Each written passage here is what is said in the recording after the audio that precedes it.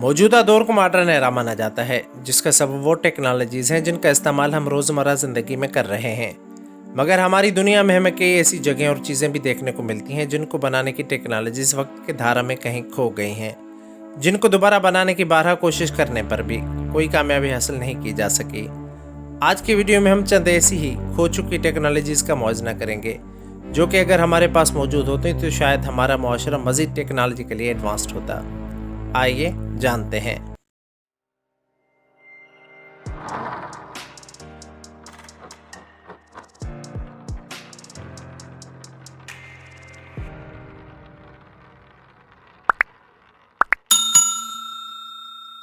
Roman concrete تقریباً 2000 سال پہلے قدیم رومیوں کی طرف سے بنائی جانے والی عمارتیں آج تک ٹکی ہوئی ہیں، جن کا سبب ان میں استعمال ہونے والا وہ کنکریٹ ہے جو کہ ان عمارتوں کو اتنا عرصہ گزرنے کے بعد بھی بغیر کسی اسٹیل اور سریے کے سہارے کے ہی ٹکائے ہوئے ہیں۔ موجودہ دور کے جدید سیمنٹ سے بھی بغیر اسٹیل اور سریوں کا استعمال کیے ایسی عمارتیں بنانا ناممکن سی بات ہے۔ قدیم رومی آرکیٹیکٹس کے پاس کنکریٹ بنانے کی ایسی ٹیکنیک موجود تھی جن کی مدد سے انہوں نے یہ شاندار عمارتیں بنائیں۔ کنکریٹ بنانے کی ریسیپی رومی آرکیٹیکٹس کے ساتھ ہی دفن ہو گئی۔ ہم آج یہ تو جانتے ہیں کہ قدیم رومن کنکریٹ میں آتش فشاں پہاڑوں کی راکھ، پتھر، مٹی اور حتیٰ کہ جانوروں کا خون بھی ملایا جاتا تھا، مگر یہ کنکریٹ بنانے کی ٹیکنالوجی نہ ہونے کے باعث ہم ایسا کنکریٹ دوبارہ نہیں بنا سکے۔ کاش آج اگر قدیم رومیوں کے کنکریٹ بنانے کا وہ فارمولہ ہمارے پاس ہوتا تو ہمیں اپنا گھر بنانے کے لیے سریے اور اسٹیل کے اضافی خرچ کا بوجھ نہ اٹھانا پڑتا۔ دمشق اسٹیل سن 1100 سے لے کر 1700 عیسوی تک مڈل ایسٹ میں استعمال ہونے والے دمشق اسٹیل سے تلواریں اور خنجر بنائے جاتے تھے۔ یہ دھات بہت ہی زیادہ مضبوط اور لچکدار تھی، جس میں پتھروں اور دوسری تلواروں کو آسانی کے ساتھ کاٹنے کی صلاحیت موجود تھی۔ بدقسمتی سے دمشق اسٹیل بنانے کی ٹیکنالوجی بھی وقت کے دھارا میں کہیں کھو گئی۔ یہ ان ٹیکنالوجیز میں سے ایک ہے جسے دوبارہ بنانے کے سارے تجربات کو ناکامی کا منہ دیکھنا پڑا۔ آئرن پلر لوہے سے بنی چیزوں پر ہوا اور پانی لگنے کی وجہ سے بہت جلدی زنگ لگ جاتا ہے۔ اگر ان پر تیل یا آئل پینٹ نہ لگایا جائے تو وہ ایک وقت تک ہی اپنی حالت برقرار رکھ پاتے ہیں، مگر بھارتی دارالحکومت نئی دہلی میں نصف 6.5 فٹ اونچا اور تقریباً 7.5 ٹن وزن رکھنے والا مینار گزشتہ 16 صدیوں سے اپنی اسی آب و تاب کے ساتھ موجود ہے۔ اسے زنگ سے بچانے کے لیے آج تک نہ تو پینٹ کیا گیا اور نہ ہی کبھی تیل لگایا گیا ہے۔ یاد رہے یہ مینار 4 صدی میں چندر گپتا دوم کے دور حکومت میں بنایا گیا تھا۔ اس مینار میں استعمال ہونے والا لوہا آج کے انجینئرز کے لیے ایک راز بنا ہوا ہے۔ دا اینٹائی کیتھرا میکینزم یونان میں موجود اینٹائی کیتھرا جزیرے کے قریب سن 1901 میں 2000 سال پرانے ڈوبے ہوئے بحری جہاز سے پیتل سے بنی مشین نما چیز دریافت ہوئی تھی، جسے اینٹائی کیتھرا میکینزم کا نام دیا گیا ہے۔ اس مشین کے پیتل سے بنے 82 ٹکڑے ملے ہیں، جن میں 30 گیئرز بھی شامل ہیں جو کہ کلاک وائز بنے ہوئے ہیں۔ تحقیق دانوں کے مطابق یہ پیچیدہ مشین اوائلی دور کا کمپیوٹر تھا، مگر کچھ کا ماننا ہے کہ یہ ایک کیلنڈر تھا جس سے سورج، چاند اور دوسرے سیاروں کی لوکیشن کا پتہ چلایا جاتا ہوگا۔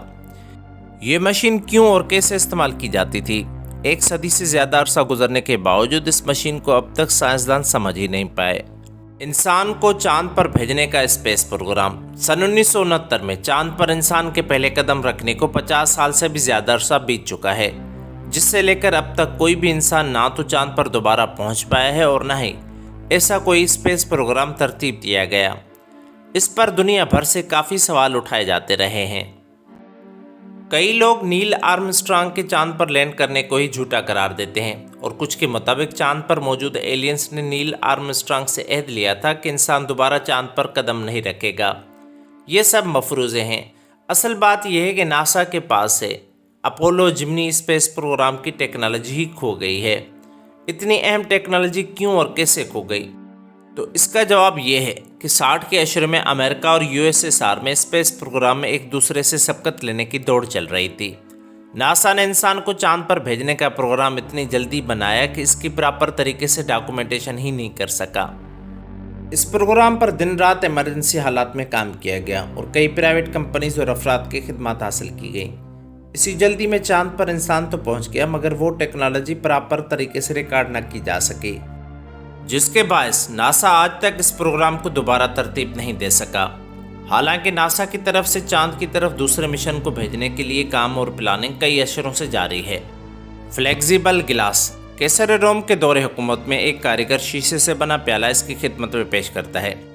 कैसर इस बाउल को देखकर बनाने वाले से पूछता है कि इसमें क्या खास बात है, जिस पर कारीगर जवाब देता है कि इसे फर्श पर फेंक कर देखें, जो ऐसा ही करता है। गिलास से बना बाउल टूटता तो नहीं मगर उस पर एक जगह से डेंट पड़ जाता है।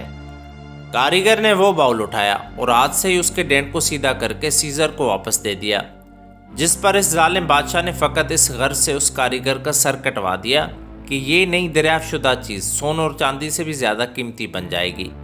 टेक्नोलॉजीज़ दूसरों को न बताए जाने और प्रॉपर तरीके से रिकॉर्ड न करने के बायस खो जाती हैं। इसके अलावा इंसानी तारीख की 2 सबसे बड़ी लाइब्रेरीज़ को भी तबाह किया गया, जिनमें से एक मिस्र में कायम पहली अलेक्जेंड्रिया लाइब्रेरी थी, जिसे 48 BC में जलाया गया, और दूसरी बगदाद में कायम बैतुल हिकमत नामी लाइब्रेरी थी, जिसे हलाकू खान ने सन 1258 में जला डाला।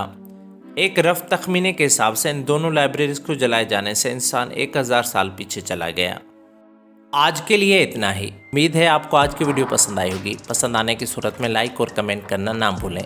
इंशाल्लाह बहुत जल्द एक नई और ख़ास वीडियो के साथ हाज़िर होऊंगा। तब तक अल्लाह ने के बान।